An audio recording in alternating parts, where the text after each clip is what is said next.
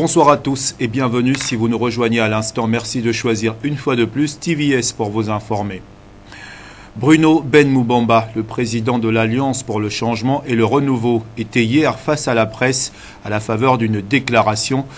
Au cours de cette sortie, le président de l'ACR s'est largement exprimé sur l'actualité politique, à savoir le processus de révision de la liste électorale en cours, dont il critique justement le processus.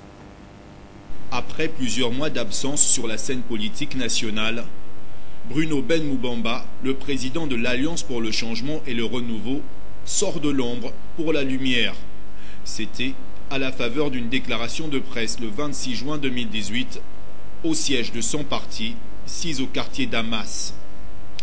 Devant la presse et en présence des cadres de son parti politique, le natif de Mouabi s'est largement exprimé sur l'actualité politique, à savoir le processus de révision de la liste électorale dont il a demandé la prorogation d'une semaine. Pour ce qui est du processus électoral, j'appelle les autorités gabonaises à rallonger la période d'enrôlement à au moins une semaine. Parce que nous constatons qu'il y a un engouement des populations par rapport à l'enrôlement. Maintenant, sur l'enrôlement, je tiens à condamner la manière dont les choses se passent. Nous avons des bureaux d'enrôlement où les éléments du ministère de l'Intérieur empêchent certains citoyens et certaines citoyennes de s'enrôler sur le fichier biométrique ou de radier leur présence dans un bureau pour migrer dans un autre bureau. Revenant sur la situation sociale actuelle, le président de l'ACR a exhorté les autorités politiques à tirer les leçons de la présidentielle de 2016. Il dénonce notamment l'organisation des élections législatives dans un contexte de précarité exacerbée. Je voudrais appeler les populations à constater la souffrance dans laquelle elles sont. La précarité n'a jamais été aussi forte. Le pouvoir du président de la République et le pouvoir du gouvernement semblent être en voie de décrédibilisation. L'échec économique est partout. La casse sociale est partout. Et c'est dans ce contexte qu'on veut organiser un processus électoral biaisé par l'achat des consciences, par le commerce électoral. Au moment où nous parlons, si nous sommes un peuple conscient et mature, nous ne devrions même pas organiser des élections législatives, mais pousser à l'organisation d'une assemblée constituante, au moins à l'élection d'une assemblée nationale constituante, chose ratée par le dialogue d'Angundji. L'assemblée nationale constituante, ou l'assemblée elle-même, ou l'assemblée constituante elle-même, font partie du renouveau du pays. Le changement et le renouveau du Gabon sont deux choses indépassables. Si on ne le fait pas, ce pays est perdu. Par ailleurs, Bruno Ben-Moubamba n'a pas manqué de fustiger certaines pratiques liées aux élections dans notre pays, l'achat des consciences et le commerce électoral. Voilà, revenant sur les élections législatives, le président de l'ACR a vertement critiqué certaines pratiques, notamment l'achat des consciences et le commerce électoral, ce qui est tout à fait contraire à la culture démocratique, affirme-t-il. Au regard de la situation actuelle, l'homme politique invite les uns et les autres à tirer les leçons de la présidentielle de 2016. Écoutons-le. La manière dont l'enrôlement se déroule de la manière suivante. On est en train de vendre notre dignité en laissant croire aux populations qui souffrent de la précarité que l'enrôlement et le vote est une opération commerciale. Jamais on l'a vu ni au Sénégal, les pays qui ont réussi des transitions démocratiques, ou en Côte d'Ivoire. On ne peut pas vendre sa voix dans un pays qui se veut démocratique pour 10 000 francs, pour 20 000 francs, 30 000 francs, voire 50 000 francs. C'est tout à fait contraire à la culture démocratique pour laquelle nous nous battons et pour laquelle beaucoup sont morts. Et c'est ici que je voudrais dire au président de la République, Ali Bongo Ondimba, et à son Premier ministre et son gouvernement, que nous avons choisi en 2016 d'accompagner la stabilité de l'État. Non pas parce que nous étions d'accord avec la politique du système Bongo-PDG, mais parce que nous ne voulions pas l'effondrement de l'État. Nous ne sommes pas là pour nous plaindre d'avoir été remerciés en monnaie de singe, par des humiliations, par des traquenards, par des stratégies destructrices de ceux qui n'ont rien à se reprocher. Nous sommes ici pour dire que les blessures de 2016 ne sont pas cicatrisées. Et nous sommes au regret de constater que le pouvoir gabonais ne prend pas compte, ne prend pas en compte le fait que les blessures de 2016 ne sont pas cicatrisées. L'achat des consciences, le commerce électoral, l'utilisation des fonds secrets de la présidence, je dis bien les fonds secrets de la présidence, dans un pays où 2/3 de la population vivent sous le seuil de la pauvreté, l'utilisation des fonds de l'État alors que le pays souffre, alors qu'on a augmenté le prix du carburant, on a augmenté le prix de la bouteille de gaz, on suspend les primes des fonctionnaires, on n'embauche plus. Conséquence de ce que j'avais dénoncé naguère au sujet de certains emprunts internationaux qui n'étaient pas forcément adéquats pour la politique sociale. Nous assistons à la casse sociale en République gabonaise en ce moment. Et pendant ce temps, on encourage les Gabonaises et les Gabonais finalement à perdre leur dignité en leur faisant croire que l'élection législative, c'est un commerce électoral. Nous qui nous sommes battus depuis 10 ans contre cela, nous ne pourrons pas l'accepter même si nous devons perdre. Parallèlement, Arsène Geoffroy Bandania se présente comme candidat aux prochaines législatives pour le compte du RPD dans le premier siège du 4e arrondissement de Libreville. Occasion pour lui de rendre public son plan d'action. C'était au centre social d'Akébé-Plaine. Le récit de Frem Biogoezo. Et éventuellement de parer à la situation pour que désormais nous soyons au devant de la scène. Sur le plan social, je vis en concubinage avec ma ravissante Dulcinée Fatou et Manabdou de communauté Aoussa, avec laquelle j'ai 4 merveilleux enfants.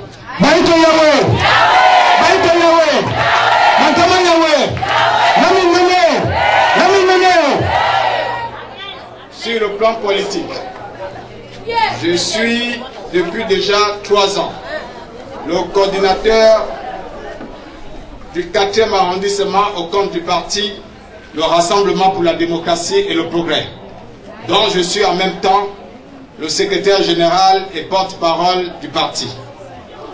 Mes chers frères et sœurs, dans quelques mois auront lieu dans notre pays les élections législatives. De ce fait, les Gabonais devront renouveler totalement l'Assemblée nationale par l'élection des députés sur l'ensemble du territoire national. Faut-il le rappeler? Les élections législatives constituent la mère des batailles électorales dans notre pays. En effet, les élections législatives permettent d'élire la représentation nationale qui aura entre autres missions au Parlement le contrôle de l'action du gouvernement et le vote des lois qui régissent notre République. Toute chose qui ne peut nous laisser indifférents. C'est dans cet ordre d'idée que le ministère de l'Intérieur a lancé, depuis une semaine déjà, la révision de la liste électorale. Nous encourageons les jeunes de 18 ans et plus à s'inscrire massivement sur les listes électorales. Pour ceux qui sont dûment inscrits, nous leur recommandons d'aller vérifier de visu leur nom. Et pour ceux qui sont inscrits dans d'autres circonscriptions électorales, nous leur demandons poliment d'aller se faire radier et de venir s'inscrire au premier siège du 4e arrondissement pour un vote utile.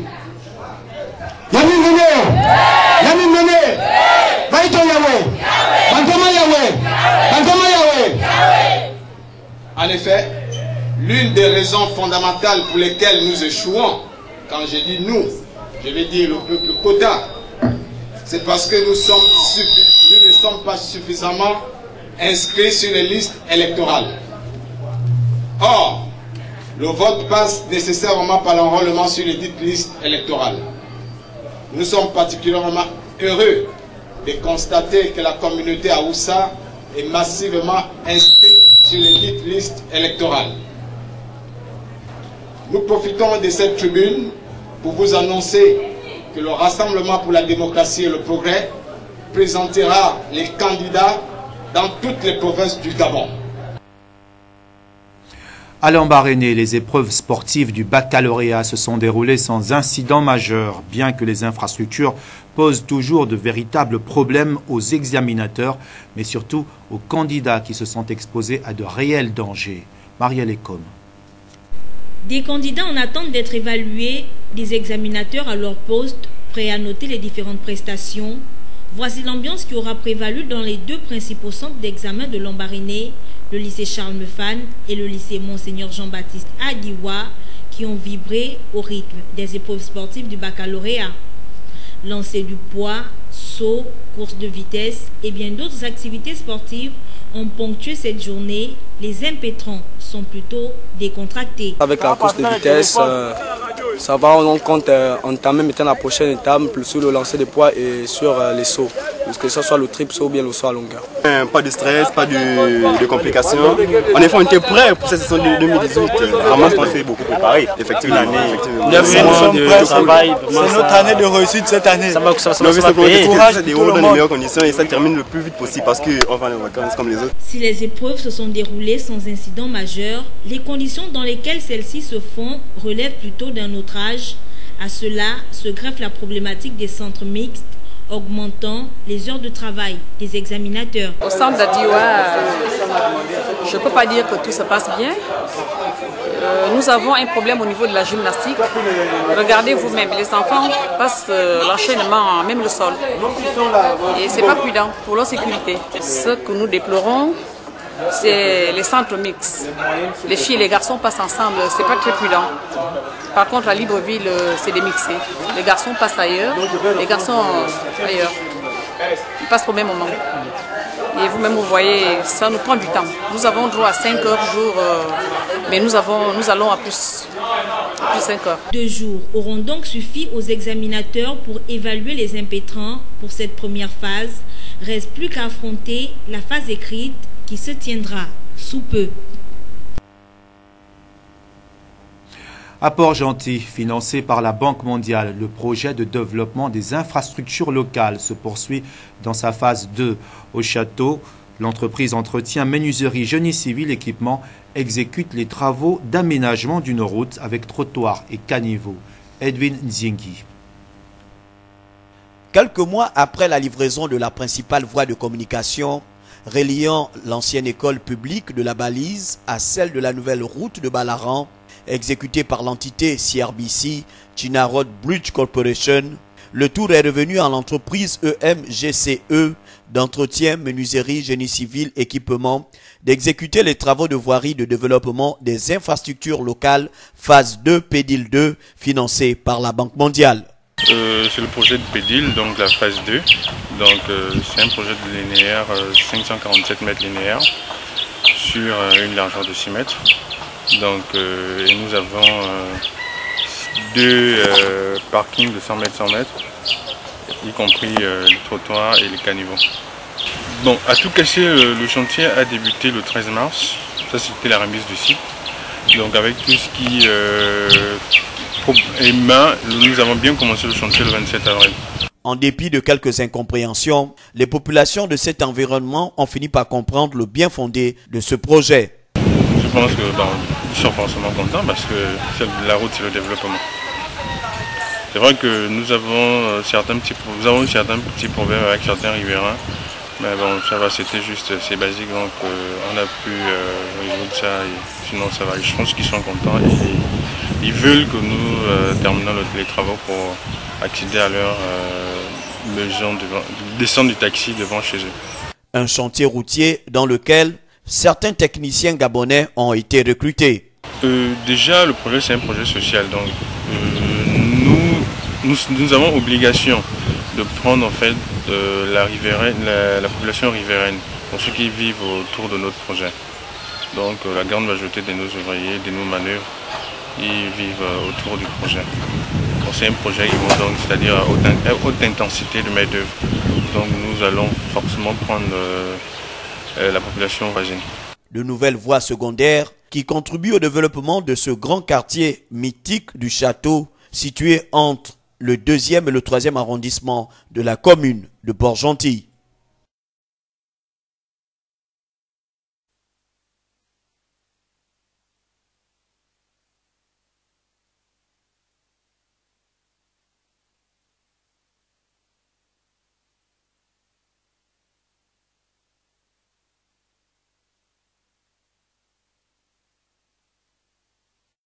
Dans les différents spectacles organisés dans la capitale économique, il était souvent rare d'assister aux prestations d'un artiste clown. Cependant, aujourd'hui nous vous présentons le grand Nono, le clown. Bien, Nono le clown, c'est d'abord un artiste, clown, jongleur, acrobate, équilibriste, voltigeur, qui est venu du côté de Port-Gentil pour offrir ses services. Et aujourd'hui, nous allons offrir aux dirigeants de Port-Gentil un spectacle inoubliable. Nono le clown, il a commencé au Cirque de l'Équateur en tant qu'artiste acrobate. Ensuite, on a représenté le Gabon dans plusieurs festivals où nous avons eu des prix, des premiers prix, des deuxièmes prix. Et en revenant au pays, venant et voyant que ça n'existe pas, Nono le clown, il a refusé de continuer à ne plus exister.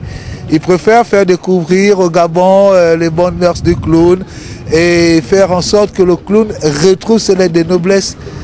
C'est ça, c'est simplement ça. À cette occasion, il a invité le public port-gentillais à respecter tous les artistes qui œuvrent pour la production des œuvres de l'esprit. Je demande au public d'apprendre à respecter l'art. C'est dommage que même au niveau des dirigeants, l'art n'est pas respecté. On nous connaît seulement que quand il y a des manifestations, alors que c'est tout un métier, c'est toute une vie. Voilà, c'est ce que je peux dire aujourd'hui. Et l'actualité, c'est également hors de nos frontières. Au Maroc, 4 leaders du mouvement de contestation sociale Irak, dont Nazer Zefnafi, ont été condamnés mardi à 20 ans de prison par la justice marocaine. Ils étaient jugés pour complot visant à porter atteinte à la sécurité de l'État. Presse internationale. Indignation et colère à Casablanca. Ces hommes et femmes sont des proches des 53 accusés jugés ici depuis mi-septembre. Ils protestent contre les décisions de la justice marocaine qui vient de prononcer des peines allant de 1 à 20 ans d'emprisonnement. L'avocate de la défense dénonce un verdict partial. Selon elle, le tribunal s'est appuyé uniquement sur les témoignages des forces de l'ordre. Avec ces verdicts injustes, cruels et sans fondement, la Cour a tué la lueur d'espoir que nous avons attachée à la justice. Ce verdict mine la réputation du pays et nuit à la patrie dans laquelle Mohamed VI a essayé de construire la démocratie. Au centre du procès, Nasser Zefzafi. Comme 3 autres meneurs du groupe, il a écopé de 20 ans de prison pour complot visant à porter atteinte à la sécurité de l'État. Il avait été arrêté en mai 2017 pour avoir interrompu le prêche d'un imam hostile au mouvement Irak. Irak, c'est le mouvement de contestation qui a agité le RIF à partir d'octobre 2016. Des centaines de manifestants dans les rues chaque jour pour dénoncer la corruption, la répression et la pauvreté dans cette région du nord du Maroc. Ce qui a mis le feu aux poudres, c'est le décès accidentel d'un vendeur de poissons broyé dans une benne à ordures. L'homme tentait de récupérer la marchandise dont il avait été privé par la police. En tout, plus de 450 personnes ont été arrêtées durant cette période. Les avocats de la défense qui ont refusé de plaider par solidarité avec leurs clients ont annoncé leur intention de faire appel. Aux États-Unis, un tribunal de San Diego, en Californie, a ordonné mardi la réunification des familles de migrants séparées par les autorités américaines, demandant à l'administration Trump de faire face aux circonstances chaotiques qu'il a créées. Presse internationale. étaient une dizaine d'États au départ, mais la liste ne cesse de s'allonger. Ils sont désormais 17, plus le district fédéral de Columbia a porté plainte contre l'administration Trump pour sa politique migratoire jugée cruelle et anticonstitutionnelle. Parmi eux, la Californie, l'État de New York, le Minnesota ou encore le Nouveau-Mexique. Ensemble, ils demandent la libération des parents et la réunification des familles de migrants séparées à la frontière. Ils dénoncent aussi les conditions inhumaines dans les centres de détention, ainsi que le manque de contact, parfois pendant des semaines, entre parents et enfants. Depuis début mai, plus de 2300 enfants et adolescents migrants ont ainsi été séparés de leurs parents à leur arrivée aux États-Unis. Les enfants, confiés à des refuges, se retrouvent souvent à des centaines de kilomètres du lieu de détention de leurs parents. Face à l'indignation mondiale et aux divisions au sein même de son camp, Donald Trump a signé un décret la semaine dernière mettant fin à la séparation des familles. Mais l'incertitude demeure sur le sort des mineurs arrachés à leurs parents avant le décret et sur la façon dont ils pourront être réunis. La page des sports de cette édition d'information nous ramène tout de suite au Gabon où les Panthères U20 poursuivent leur préparation locale dans le Moyen-Ogooué, précisément à Lambaréné. Une rencontre amicale s'est tenue à cet effet lors de cette mise au vert qui a opposé les Panthères U20 à la sélection du Moyen-Ogooué. Le récit de Mosconi Ngonomba. Malgré le score vierge de 0 but partout soldé entre les Panthères U20 à la sélection du Moyen-Ogooué au stade Jean Koumou en vue du dernier tour éliminatoire de la CAN qui se déroulera à Niamey au Niger. Au cours de cette rencontre, la sélection nationale des U20 a présenté un football plaisant dans une opposition tactique digne d'une équipe forte à caractère. L'opposition de cet après-midi a été très importante parce que là je pense que c'est une sélection parce que c'est des garçons qui arrivent de différents horizons. Mais bon, c'est des garçons de première division, donc il y a eu une opposition qui a fait que... Et le score peut déjà être un indicateur. On a vraiment décelé que nous avons des garçons qui sont plus ou moins justes physiquement, parce que depuis l'arrêt du championnat, sur qui ne faisait plus rien, et puis bon, il y en a qui ont pris du gras. Donc il y a eu des enseignements à en tirer. Je dis donc merci au coach de cette sélection. La sélection U20 du Moyen-Ogooué pilotée par Guéo Genzong, ancien sociétaire de Shell FC et de Bilinga, réagit au terme de la rencontre. Le résultat est flatteur, mais pour la simple raison que nous avions pu retenir les gars faire des entraînements, on n'en a eu que 2 séances. La troisième, elle était légère, c'était une mise en place pour pouvoir jouer le match d'aujourd'hui. Satisfait, oui, je suis satisfait tout simplement parce que les jeunes ont répondu à mon entente et que la direction technique qui m'accompagne, mes collaborateurs, sont également très contents. Je souhaiterais qu'on ait des matchs comme ça dans l'avenir parce que ça fait en sorte que ces jeunes gens prennent le temps d'apprécier.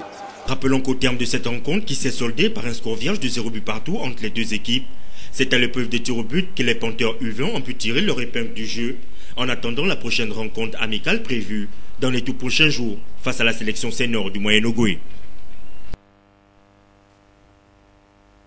Et on ne se quitte pas sans notre rubrique Expression libre. Cette question vous a été posée aujourd'hui par Mosconi Ngonomba. En quelle année fut organisée la première élection présidentielle libre au Gabon? Alors, en quelle année fut organisée les premières élections libres au Gabon? Quelle année?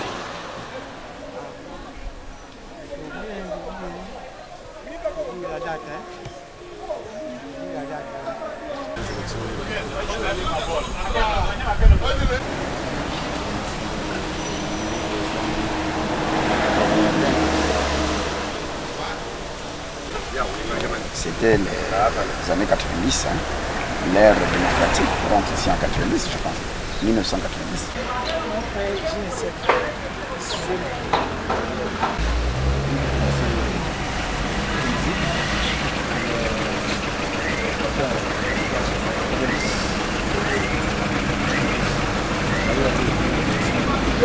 Fut organisées les premières élections libres au Gabon? Je ne sais pas. Désolé. En 2010. En quelle année fut organisées les premières élections libres au Gabon? Il n'y a jamais eu les élections libres au Gabon. Il n'y a jamais eu. Peut-être avant moi, mais je ne l'ai jamais entendu. Je ne parle pas de la politique, ça ne m'intéresse pas. Au Gabon, pas mal. Le pays au sol. En quelle année fut organisée les premières élections libres au Gabon?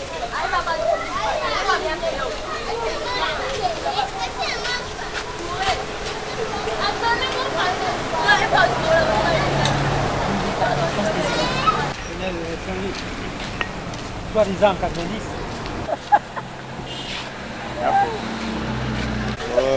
Apparemment, je crois que c'est depuis 1990, après la conférence nationale. Voilà, en quelle année fut organisée la première élection présidentielle libre au Gabon? À cette question, il fallait tout simplement répondre en 1993. C'est sur cette information que se referme ce journal réalisé par l'ensemble de la rédaction. Merci à tous de l'avoir suivi, mais surtout, merci de votre fidélité.